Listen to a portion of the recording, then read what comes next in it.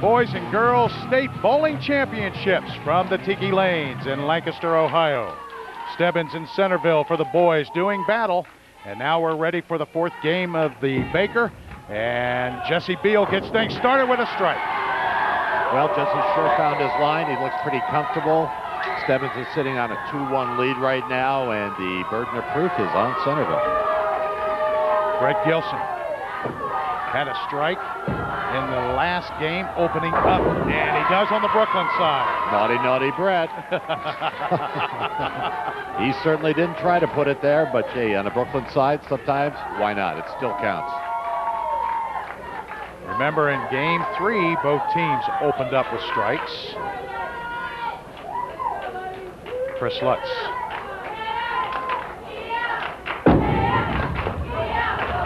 Goes high, gets a break. Was hard on that head pin. Yep, left 4 pin.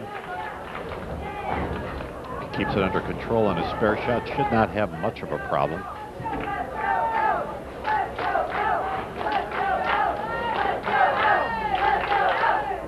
No question that Lutz has a lot of hand in that ball. He pushes it out, throwing a swing shot.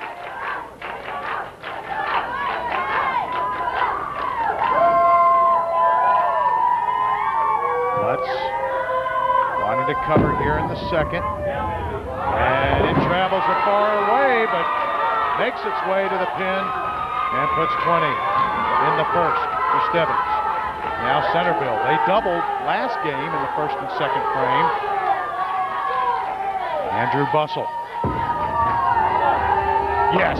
Oh, he didn't. I thought it was there, but as we mentioned, the 6 pin dances around the 10, falls in the channel and won't knock it out. Certainly had the right general target, but that ball deflected off that head pin.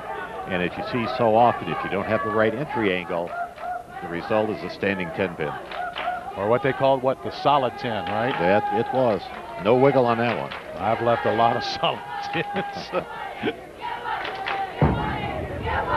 And gets it. Nice job for Andrew.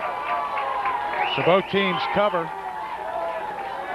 Coach, let's talk about real quick hitting the 7 or 10 pin after this effort by Pelosi. I want you to tell our viewers how to hit that difficult pin as we see a strike in the third.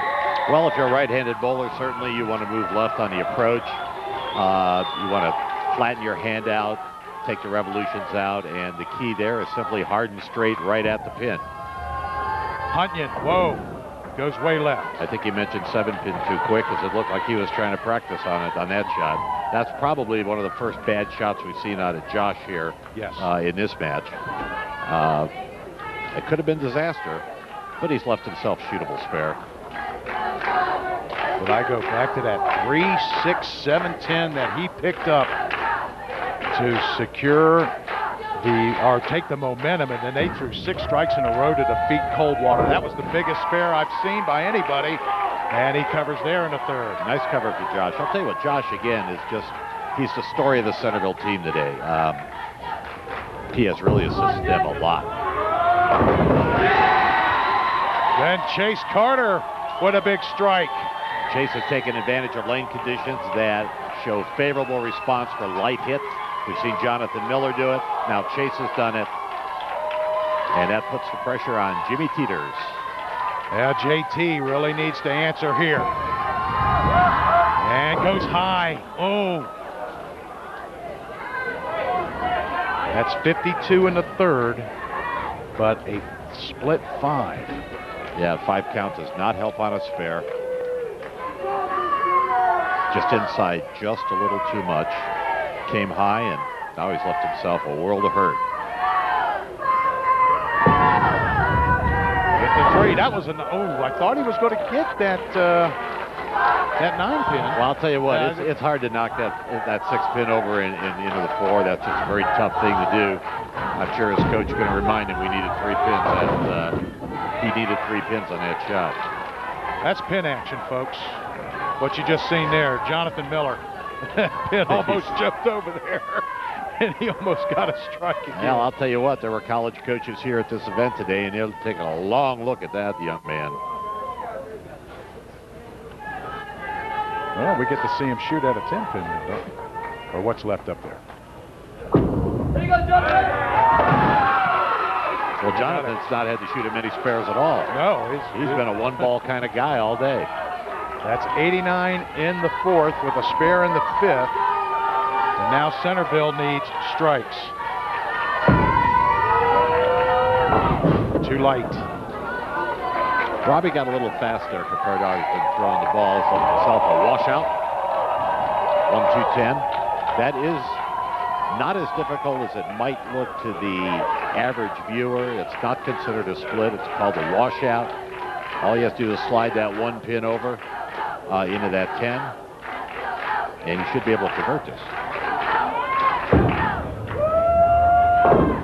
Just didn't get to the left of it. And back-to-back opens, 69 in the fifth for Centerville.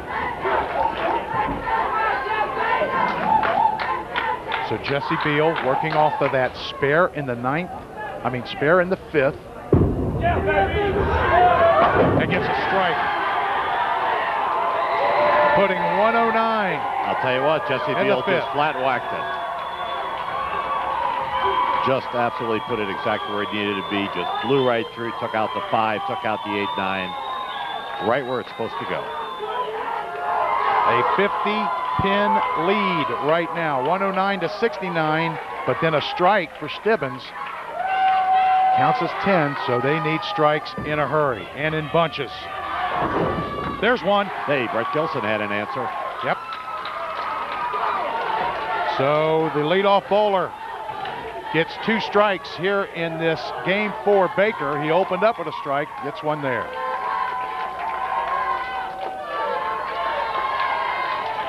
Chris Lutz working off of that strike in the 6th, coming back and gets it. Oh, he flirts with that gutter around the 1 or 2 board and brings it all the way back home for a huge strike for Stibbins. Absolutely big, gives him a double.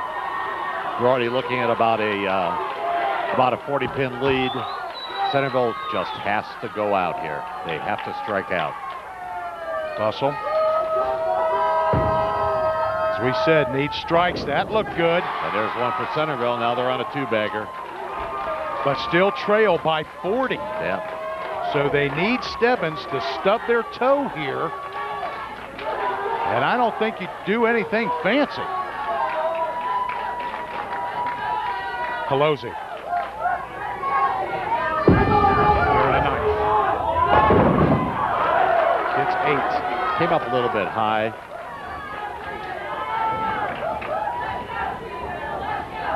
Leaves a 4-7. Shouldn't be a difficult spare shot for him.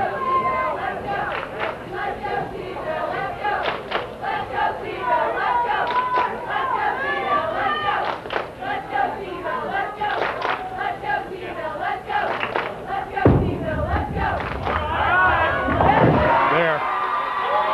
Put in 157. In the 7th frame.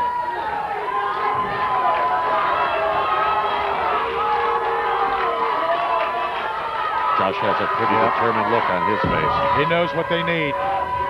And he got it. That's what they needed. Stebbins